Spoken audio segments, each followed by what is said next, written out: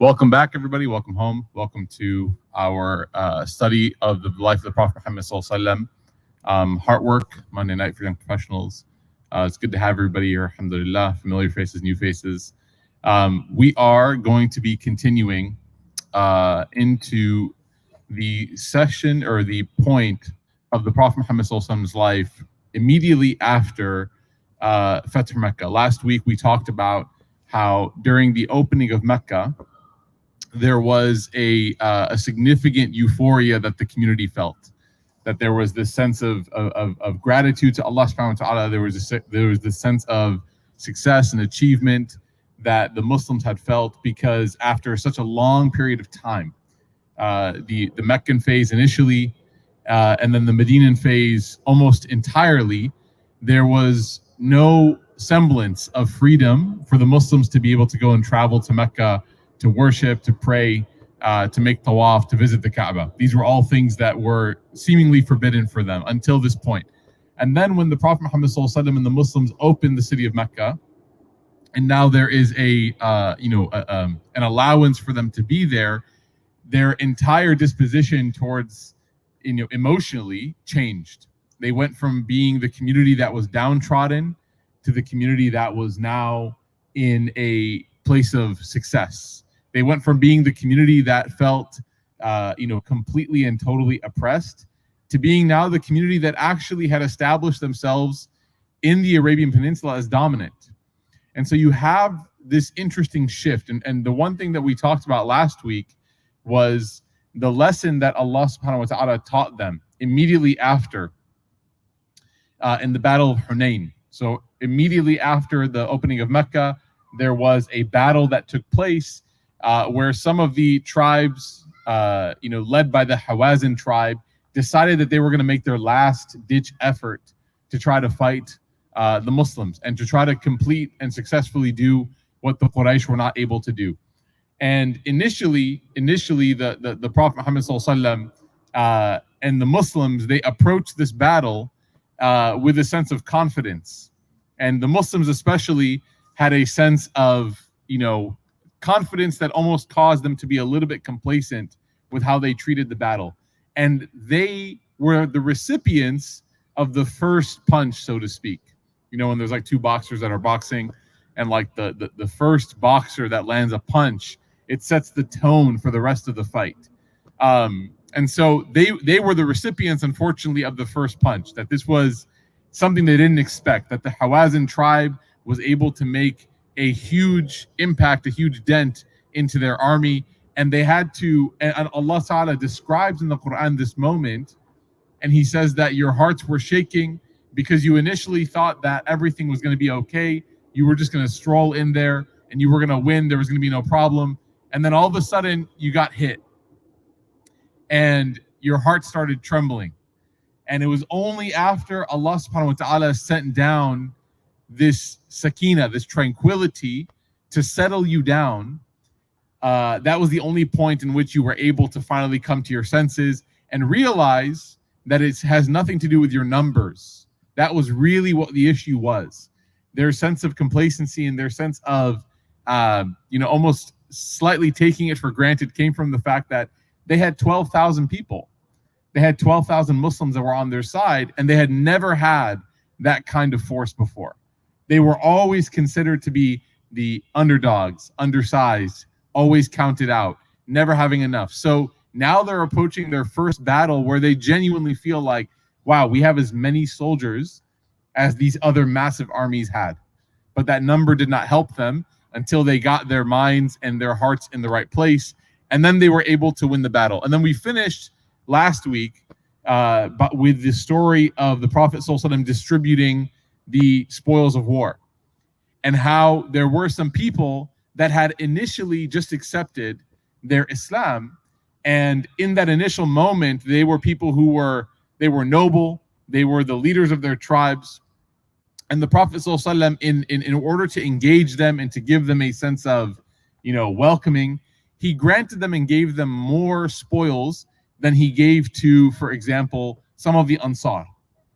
And the Ansar, when they saw this happening, they became extremely upset. Some of them became extremely upset. and they started commenting and saying, how is it fair that we have been with the Prophet ﷺ from day one and we are not getting anything? And these people just converted, just accepted Islam like 2 weeks ago, and he's giving them 100 camels, right? 100 camels is a big deal, by the way. And I know a lot of us are like, yeah, that's cool. The only time you see camels might be on someone's Instagram when they go to like Jerusalem or something, right? But no, 100 camels in terms of wealth was a massive amount of capital, because it wasn't just transportation, it was also livelihood, right? It was nourishment. And also it's like, imagine a car, like a camel being a car, that analogy, but a car that can keep producing new cars. So not only do you get the camel, you get more camels, you also get the milk of a camel. So it's incredibly valuable. Like there's no way to kind of analogize. I guess maybe a camel these days might end up being like an investment of like 100K, right? If you count it to be like all the future that it provides. So imagine getting 100 of those, 100 of those. And so the Ansar were a little bit bothered by that, because visually it bothered them to see this happening right before them. And then when the Prophet ﷺ came and met them, what did he say? This is where we finished last week. He came to them and he told them that, you guys have a good point. I'm not going to deny your argument. I'm not going to deny the point that you're making, which is that you're seeing me give all of these valuables and all these resources to people that you just met 2 weeks ago. You just kind of, and they haven't done nearly what you have done. In fact, some of them were fighting against you. And you were the people that came to me in the middle of the persecution in Mecca, and you were the people that told me that you would take me in and you would protect me and you would accept me, and so you definitely have a status that they don't have, right? The people who migrated and the people who accepted the migrants, you have a unique status that they don't have. And so I know that it's bothering you, but the Prophet ﷺ, he said something very beautiful. He said, is it okay with you? Is it okay for you to allow them to accept what he said? And he described it as being some meager, like, coins. Imagine like somebody gets like a Rolls Royce or like one of those super luxury cars, and the person who's giving it away says like, yeah, it's just a couple of dollars. So the Prophet ﷺ, he's comparing this purse of camels and spoils of war that he's giving. He says, are you okay with these people just getting a few coins, and in return, what you get, they have to go back home with their camels, but you get to go back home with the Messenger of Allah? He wasn't trying to be condescending. Sometimes we say that kind of stuff and it's like we're patronizing. So we're like, is it okay that they get that and you get me? Kind of almost looking down with anger. But the Prophet ﷺ was genuinely trying to ask, is that okay with you? And when the Ansar, when they heard it this way, it completely shifted their frame of mind. They no longer saw themselves as being the losers in that equation. In fact, they saw themselves as being far, way ahead, head and shoulders above what the people who were getting the camels and the spoils of war were getting. To come home with the Prophet ﷺ, to allow him to call your city home. And in fact, one point that we didn't cover last week, which is actually really beautiful, was that after this conversation, after this moment, the Prophet ﷺ, he entered into a state of ihram, and he wanted to perform one umrah while he was there, before he was leaving. Because this entire stay in Mecca was about 3 months. It was about 3 months. And if you're already there, you can enter ihram again, right? You just have to leave the city boundary, and then you can come back in ihram. So he wanted to make ihram again and make umrah before he left, alayhi salam. And so what he did was he entered ihram, and then after his tawaf, he was standing on the mount of Safa, and he did sa'i, Safa and Marwa 7 times. He was standing on the mount of Safa in his final time. And what you're supposed to do is make dua the entire time, basically. Your umrah and hajj is like filled with milestones of dua. So tawaf is dua, sa'i is dua, cutting your hair, like all of this is filled with dua. So he was standing and he was making dua.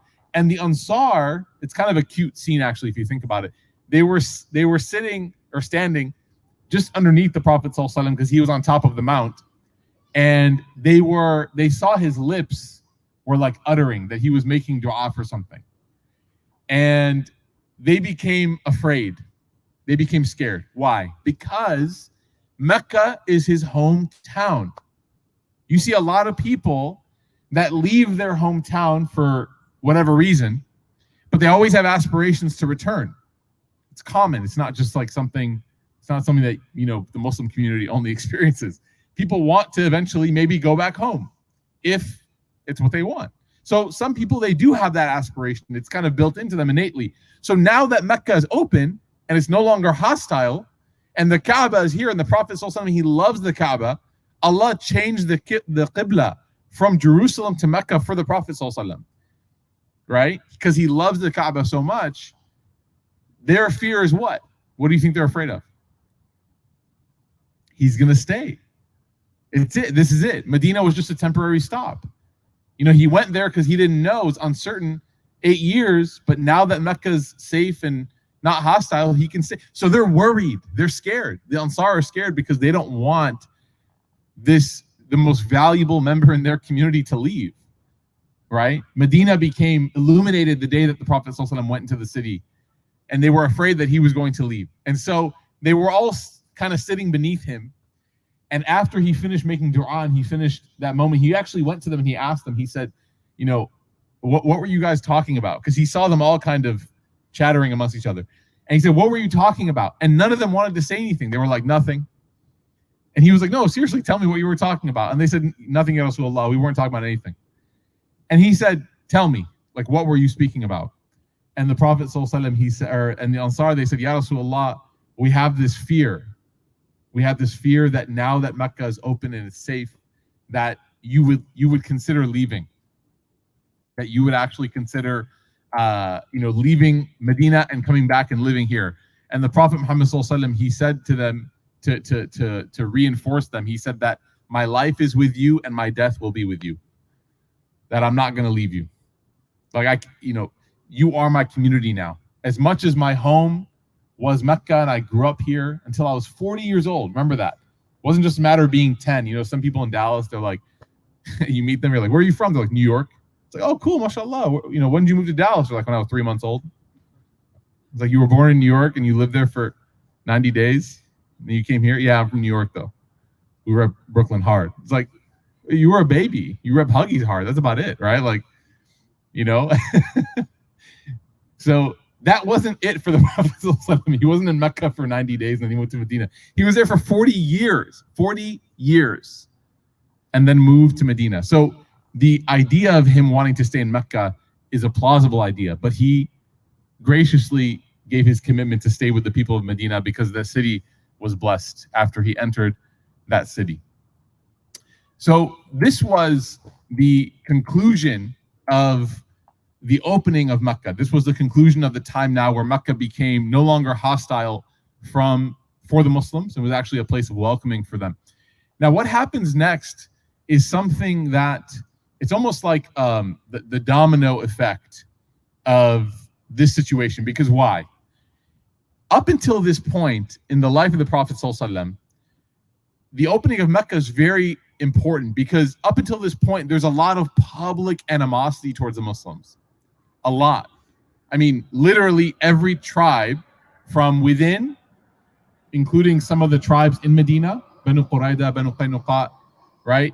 Banu Nadir, they were plotting against the Muslims. And then on top of that, you had like them trying to collaborate with other people outside of Medina to fight against the Muslims. And then you also had Mecca with Quraysh. So you basically just had enemies everywhere. Now, when the Muslims are returning from Mecca back to Medina, it's a very odd but pleasant feeling. What is that? They really don't have any enemies anymore. All of these enemies, these people who are making it their mission to end Islam, they're no longer in the status that they were, or better yet, some of them, most of them have actually joined the community and finally accepted the Prophet ﷺ. Abu Sufyan, Ikrama, etc. Okay, So it's a really interesting time. And what happens after this is the Prophet ﷺ he goes back to Medina. They were gone for 3 months. He arrives back home. And now these really, really distinguished, notable, noble people start to come to see the Prophet ﷺ. Some of them come in delegations and tribes. There's the year of delegations where all these different tribes from all over Arabia come to pledge their Islam and to take the hand of the Prophet ﷺ in allegiance. And then there are some situations where there might be a small skirmish, and at the end of that skirmish, they accept, right? They thought that they could maybe stand up to the Muslims. There were about 150 people, and they try to start a fight, and after that, they end up accepting. One of these stories, there's two that we're going to tell tonight. One of them is a really interesting story that I love, and it's the story of Adiy ibn Hatim, radiallahu anhu, who accepted Islam late into the message of the Prophet ﷺ, but he has a really interesting backstory. Adiy ibn Hatim, his father, his name was Hatim al-Ta'i. Hatim al-Ta'i is kind of like, I'm trying to think of an example in like American like culture. Somebody who is like magnanimous and gracious and generous. Like, you know how we say Mother Teresa, kind of like to represent like piety and mercy casually. I don't know. I mean, I don't say it, but you know how people say it, right? Okay. You know, people mention like the Pope to represent like purity. And so there's like these icons, right? Whether or not they are who they are. You know, Michael Jordan, best basketball player ever to live, even after LeBron had to ride Anthony Davis's shoulders to the championship. You know, all that. All right. Okay. I'm just trying to pick fun at Ammar, mashallah. Okay. So Hatim al-Ta'i is like this iconic symbol. He was a real person. He wasn't made up. He's not like Davy Crockett. Like, he was a real person. Was Davy Crockett real? I might just expose myself. So there was somebody that wasn't real. So anyways, who was the one that wore the raccoon hat? It was Davy Crockett. Okay, yeah. Anyways, so Hatim al-Ta'i, back to Hatim al-Ta'i, okay? Very famous for his legendary generosity. So much so that people wrote like poems about him. And he was noted in all of Arabia as being somebody that would constantly be giving, and that particular characteristic in the Arab world at the time and even now, generosity, hospitality, those things are things that go a long way. A little bit goes a long way. And so his son's name was Adiy ibn Hatim. Now, what's interesting about them, they were Christian. What's interesting about them is that Adiy ibn Hatim, unfortunately, did not inherit the same caliber of character that his father had. He wasn't an evil person. I mean, he had some interesting traits. He wasn't like like a tyrant, right? But instead of seeing his role on this earth to be the benefactor, he saw himself as being the one who should be receiving the benefit. Okay, so what he did is that he kind of rode his father's legend into leadership of his tribe, the tribe of Ta'i. And what he did was, anytime he basically taxed his community 25%. 25% of your earnings, of your wealth, of your whatever gains, 25% have to come to me. This was kind of his rule. Like, I'm the leader. This is what you. So he essentially just kind of funneled all this wealth into his life. And even though he wasn't a king in the literal sense, I mean, effectively, it was a kingdom, right? And so this group, the people of Ta'i, they had a massive idol that they used to worship called Al-Fuls. And the Prophet ﷺ, he dispatched a group led by Ali ibn Abi Talib radiallahu anhu to go and to engage with this tribe and to destroy the idol. Why? Not because idols are like, oh, that's so weird, it's art, why are you destroying art? That's not what it's about, right? I know a lot of times people are like, what's the big deal with idols? Idolatry was used actually as a means of oppression of people. That it was oftentimes almost like, the pyramids are today. In order to see the pyramids, you might have to pay some money. So in order to come pray to the idols, like, you had all the clerics that were telling people, like, you have to worship the idols, you have to pray to the idols, but in order to pray to them, you have to pay. And who was benefiting from the payment, right? So it was actually an economic infrastructure. It wasn't a religious one. So to destroy the idols, you were destroying not only people that were worshiping other than God, but also you were destroying this oppression that was existing economically. So Ali radiallahu anh, he goes, and they end up trying to engage with the tribe. They're not interested. A fight breaks out. They end up winning. And Adiy ibn Hatim, he leaves. He runs away. And as the true gentleman and man's man that he was, he left his sister there, Sufana. He dipped. His sister, he was like, each man for themselves, each person for themselves, I'm out. So he leaves his sister there. Now, along with some other people, his sister Sufana is captured. And they're brought back to Medina. And now I know what you're thinking, like prisoner of war, the dungeon, the jail. You know where they kept prisoners from battle? The Muslims. You know where they kept them after battle? They kept them in the masjid. I know some of you are like, well, my masjid was kind of a dungeon, growing. No, this was Masjid Nabawi. So these people were kept in the masjid and they were fed. Actually, in some cases, they were fed even better food than the ones who were watching over them. So the ones who were watching over them would just get bread, right? Maybe some bread, maybe some milk, and then they would get some meat. They would take care of these prisoners. To the point where there was numerous stories of people accepting Islam because of how they were treated in the masjid. So they would see the Prophet ﷺ every day. And Adiy ibn Hatim, he said that, he's telling the story about his time with the Prophet ﷺ. He said, nobody hated the messenger of God more than I did. I hated him the most. You guys are seeing a trend here, right? That there's people who are so steeped in their hatred of the Prophet ﷺ that they're unable to actually listen to the message that he's teaching. Hatred is one of the greatest veils from truth. That if a person hates, I mean, we see it now with the hyper-politicized climate, hatred veils somebody from being able to make a good assessment of something. If you hate somebody, then you can't see the truth. So if you hate Michael Jordan, you can't see that he's the greatest basketball player of all time. It's not possible. Right, Humayun? Right? Okay. So he said, I hated the Prophet of Allah more than anybody. And this was a clear veiling. Abu Sufyan said the same thing. Remember Ikrimah? What did he say? When Ikrimah finally sat down with the Prophet ﷺ, this is the son of Abu Jahl. He tells the Prophet ﷺ, tell me what your message is all about. What? Dude, it's been like 18 years. You fought against him like tooth and nail. You still don't know what he's preaching? What are you fighting against? And then when the Prophet ﷺ tells him, he says, oh, you know what? This sounds like a good thing. Like, I'll sign up. It took you 19 years, 18 to listen. Why? Because you were so blinded by your hatred. Okay? So Adiy, he shares the same note. He says that I hated him. I was a man of noble birth. I was Christian in my faith. And I enforced this rule that my tribe had to give me a quarter of all of their spoils and their wealth. He said, I was basically a king of my people. When I heard about the Prophet ﷺ, I hated him. And I told my shepherd that if you ever see the Muslims coming to this area, tell me so that I can flee. So one day the shepherd came to him and said, that thing that you told me about, it's happening, so you should go. So he left. He ran away and he tried to go to the Christian area in Syria, in Sham, so he could worship there and live there with his co-religionists. But he left his sister back in the area of At-Tai. Okay?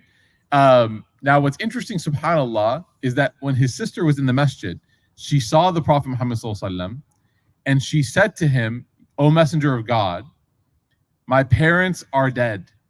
Right? Her father and her mother are dead. My guardian has left me, her brother. And she's saying, have mercy on me. Have mercy on me because I'm in this situation. The Prophet ﷺ, he said to her, who was your guardian that left you? And she responded and said, Adiy ibn Hatim. Adiy ibn Hatim. The Prophet ﷺ said, the Adiy ibn Hatim, the son of Hatim al-Tai, the one who wasn't, we didn't find him there? And she said, yes.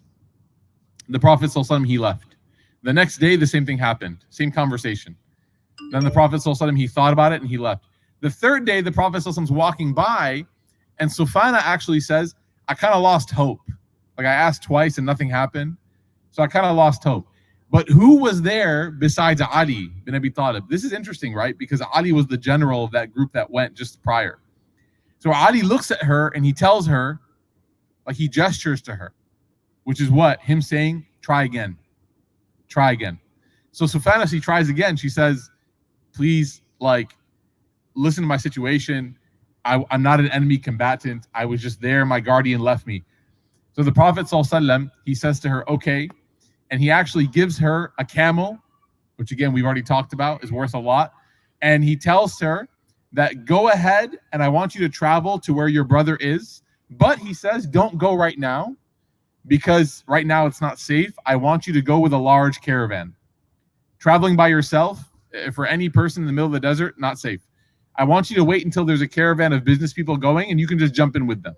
Okay, hop in and you'll be saved. So then Adiy, who's narrating as well, he picks up the story. He says, I was sitting with my family in Syria and there was a woman who was approaching. And he said that she looked very familiar until she got very close and I realized who she was. And I said out loud, it's the daughter of Hatim, his sister. It's the daughter of Hatim. When she got nearer, what do you think she said? What would you say to your brother if he left you high and dry? She said, you are the most uncompassionate, unkind person I have ever met. Again, remember, in contrast to who especially? Our father. Our dad would have never done that. Our dad would have never done. There's a huge lesson here, by the way. A lot of times we live under the impression that we inherit all of the good and that we don't pick up any of the bad. I mean, anyone here, are you able to identify the negative traits within your parents? Anybody? They all exist. I'm not encouraging this, by the way. This is not like an inquisition. You're supposed to go home and like interrogate your parents. It's your parents are human, right? There are potentially really troubling traits, whether it's temper, whether it's resignation to important things. There's troubling traits. There could be negative traits. And it's easy for us to kind of think back and say, you know what? I don't have those. I only have the good traits that my parents had, right? The generosity or the hospitality and this and that. But the reality is, and this is actually backed up by mental health and the counseling that I studied in my master's course, that you actually inherit all of it unless you become, almost forcefully cognizant and aware of the traits that you've inherited, and you yourself have to filter them out. So Adiy ibn Hatim kind of had like that rich kid story. My dad was really famous, so he got all the notoriety without having to do any of the hard work. My dad got famous because he was super nice. Everyone loved me because I was his son, but I didn't have to be the same as he was, right? If your parents are pious, that piety doesn't come to you directly. If your parents, if your your cousins, your siblings, your aunt, your uncle, how many of us have like a grandparent that prays tahajjud or qiyam? Anybody here have like a grandma or grandpa that prays a lot? Or your parents pray a lot? When my mom says she's gonna go pray, it's like a 30-minute thing. She's like, I'm gonna go pray. I was like, I'll see you tomorrow. I'm not joking. My mom drops more sunnah than like anyone. I'm just like, Mom, it's not tarawih, like it's dhuhr, like, come on, like, that's just how they are. But how foolish it would be of me to think that for some reason, just because I'm her son, that piety that's in her heart has now been transferred to mine. And Allah gives us very powerful stories. Prophet Nuh and his son, right? Prophet Lut and his family members, right? Yusuf and his brothers. You guys see the trend here? The Prophet Muhammad ﷺ and Abu Lahab, Abu Jahl. These are people that were either related to him or in his immediate circle. Proximity to goodness does not make you good. And coming from someone who is good does not also make you good. You dedicating yourself to Allah is what gives you goodness. So your story was never written for you, and it's not written against you, but it's rather to be decided by you. My parents being pious has nothing to do with me. Unfortunately and fortunately, piety is not like wealth. It cannot be inherited. It has to be constructed. It has to be built. And if you are smart, if you see goodness in your family, right, your grandparents, your parents, if you see it early enough, then you can benefit from it in your own work, while you're building your character, while you're building your faith. You can benefit being in the proximity of it. And unfortunately, how many of y'all have moved away from home? You moved away from parents and grandparents. How many of you regret not taking advantage of inheriting from the good that you saw? Right? Maybe spending a little bit more time. It's a real thing. It's a real thing. So Adiy ibn Hatim, he is being called out here by his sister for what? You're nothing like dad. You're nothing like our father. You think just because you share the name, you think just because people recognize you as his son, that you have Ibn Hatim in your name, that you're good? No. You're nothing. You're the most uncompassionate, unkind person. You took your family, your wife and your children, and you left your own sister behind. That's what she's saying. He said to her, my sister, you're right. Please do not abuse me. Like, don't hold it against me. I have no excuse. I was just scared. But then she joined, and he said to her, he said about her, Adiy ibn Hatim, I realized what an intelligent person she was. I realized how much foresight she had. And I heard that she had spoken directly with the Prophet ﷺ, that she had met him. So I asked her about him. And she said, well, here's what I believe. She goes, I believe he's a prophet of God. And it would be very wise for you to join him, because obviously if he's a prophet of God, you want to make sure that you align yourself with the right side. But if you don't agree that he's a prophet of God and you think he's just a king, what harm is there in you aligning yourself with the king? So basically, what is she saying? It's a win-win. Like, either you join him, he's a prophet, but let's say that he's not a prophet. And let's say he's just a king. He ends up being just like this really, really smart person who dominated Arabia. Is there any bad for you being around him? No. And so he goes and he decides that he wants to visit the Prophet ﷺ. He goes to Medina. And he said, I went to the masjid of the Prophet ﷺ, and when I greeted him, he asked me what my name was. I told him, Adiy ibn Hatim. Immediately, he stood up and he took me home. Now, I want you to listen. There are a couple of signs that Adiy tells us that are really important. And here are the lessons for tonight. I mean, there's been a couple maybe already, but here are the big ones, okay? So he said he stood up and he took my hand and he said, let's go into my house. Now, lesson number one. It's really amazing that the psychology of the Prophet ﷺ is incredible. Adiy ibn Hatim is supposed to be like his enemy. Do you ever just take your enemy into your home? Like someone who's pledged their animosity against you. Do you ever just take them to your home? Of course not. On top of that, who would be a person that would be so hospitable that they would just take strangers into their home? Adiy's dad. Adiy's father, Hatim al-Ta'i. So the Prophet ﷺ here, whether or not this was intentional, though I'm sure it was, ﷺ, he's sort of giving Adiy ibn Hatim, he's giving Adiy kind of like this nostalgia that I'm seeing this person who is so used to being treated with hospitality because that's what he grew up seeing. I'm going to do the same thing to them. You know what? Here's the lesson from this. So often when there's somebody that we feel threatens our ego, we let our ego flare and we meet them with hostility instead of hospitality. Right? So if there's somebody that we see that we think might be a threat to us in whatever way, I know this is kind of turning like Mean Girls-ish, but just stick with me. Like they're considered a threat in whatever way. As soon as they have presence in the same arena that we're in, the ego flares up, right? Everyone else is meeting them with a smile and you kind of meet them with a smirk. Everyone else is praising them and you kind of give a backhanded compliment, right? The Prophet ﷺ didn't do that. And he is in his own home turf. He's in Medina in the masjid surrounded by Sahaba. He could have been like, well, look what the cat dragged in, right? Abu Huraira, one of your cats got this guy, right? He could have easily, but he didn't. He says, what's your name? Adiy ibn Hatim. He stands up and he says, come with me, come on, right? Would you expect somebody that you've declared war on to treat you so nicely? Look at how he's disarming him right away. It's honestly, it's genius. Like psychologically, it's genius. I hate to keep going back to basketball because I know that not everyone's into it, but there was a player in basketball. His name was Tim Duncan, right? One of the greats. And the people that he played against, they say that they hated playing against him. Not because he was a jerk, but in fact, the opposite, because he was very nice. And it's hard to become competitive with somebody that compliments you.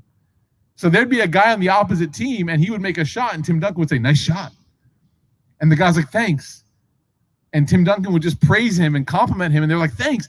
And these players later, they're being interviewed, they're like, I could never find it within myself to compete against him with the same ferocity as someone that I hated, because he was just so nice to me. So the Prophet ﷺ does this immediately. Then on the way to his house, there's an elderly woman who comes to the Prophet ﷺ, an ajuza, and she says, like, oh, Messenger of Allah, I have a question. The Prophet ﷺ doesn't tell her, okay, listen, you have Abu Bakr, you have Umar, you have Uthman, you have Ali, go see one of them, right? He doesn't say, oh, go, take a number, I'll call you later. Like, no. He actually stops with Adiy ibn Hatim, who's basically a king, and he tells this woman, this old woman, he says, Ya Ummi, what can I do? What can I help you with? Amazing. And Adiy ibn Hatim, he says that he's narrating, he goes, I saw him stand with her for so long. It's like teaching your parents how to send an email, right? Teaching your parents how to log into Facebook. The memes that come up about that? Like, it's true. It's kind of like when they taught you how to cook. It takes a long time. And he says, my immediate thought, my first realization, as soon as I saw how gentle and patient he was with her, the words out of my mouth were, this is not a king. He's not a king. Kings don't act like this. So remember the conversation with his sister. He's either a prophet or a king. He goes, this is not a king.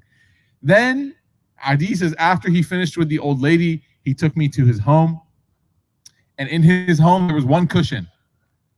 So immediately he grabs the cushion, he places it under me, he says, sit on this. Adiy ibn Hatim says, no, I will never. Arab hospitality gets kind of, intense. He goes, I will never, right? May my goat be sacrificed for you. It gets incensed. You guys ever tried to pay, all right, and flustered the waiter or the waitress? So he goes, no, you sit on it. The Prophet ﷺ says, no, you. Adiy says, no, you. And the Prophet ﷺ says, it is yours, which is like, end of story, right? And they say, al-amru fawqa al-adab, that the command is listening to the command is above good character. Meaning it's like, if someone who's in charge tells you, give up all the takallufi, formality, just listen. You walk into someone's house and they say, here, eat this. And you say, no, I can't. Just listen to them, what they're telling you. That's the best form of etiquette when they're telling you to do something. So he goes, the Prophet says, it is yours, take it. He goes, I sat down, and as I sat down and I looked into his eyes and I saw him sitting on the dirt and I was sitting on the cushion, I realized to myself, this is not a king. This is not how kings act. He then said to me, Adiy ibn Hatim, the Prophet was talking to him. He said, are you not, it's a version of Christianity called Rakusi. He goes, are you not from the Rakusi, like Christian religion, which are basically the original followers of Zakaria alayhi salam? He goes, I answered, yes, I am. I confirmed this question. He then asked me, and he said, you are. You're a Christian, you're a Rakusi. And he says, yes. He goes, okay. He goes, but I heard that you take 25% from your people. And Adiy said, yes. And he goes, but wasn't this kind of extortion forbidden from God in your religion? Why are you doing what's forbidden? And he says, yes, O Muhammad, sallallahu alaihi wasallam. He says, yes, it was. And he goes, in this moment, I knew that he was a messenger from God. At that moment, it confirmed. Because he said, number one, all of the hospitality, all of the humility, all of the graciousness. And then he said, number two, what do corrupt leaders do when they get together in private with each other?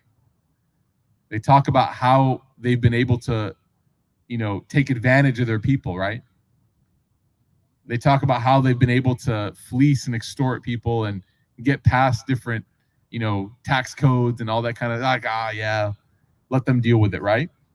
So the Prophet ﷺ sitting here in private with another leader, a person, his equal, in terms of Arabian leadership, right? He's trying to treat him like an equal at least. Obviously, no one was equal to the Prophet ﷺ. He's reminding him of something from his own religion. And Adiy says, yeah, this guy is too principled to be a king. So he said, Adiy, I think you might be reluctant to embrace this religion. He said, because you might see that some of the followers are poor. He said, but by God, I promise to you that there will come a time when there will be so much wealth in this community that there will not be anyone to receive zakat. And he goes, you might think also that there are a lot of enemies of Islam, but I promise that there will be a time when a woman will be able to travel by herself all the way from Iraq until she visited the Haram in Mecca all alone by herself, fearing nothing at all. And he goes, you might also be reluctant because you think that all of the power and the kingships belong to everybody else. You might not be impressed. I don't have a palace, right? You're sitting in my home. He goes, but there will be a while, it will only be a short while before all of the white palaces in Babylon, right, the Christian kingdom, will be surrendered to the Muslims. He said, when I heard this, I declared my acceptance of Islam.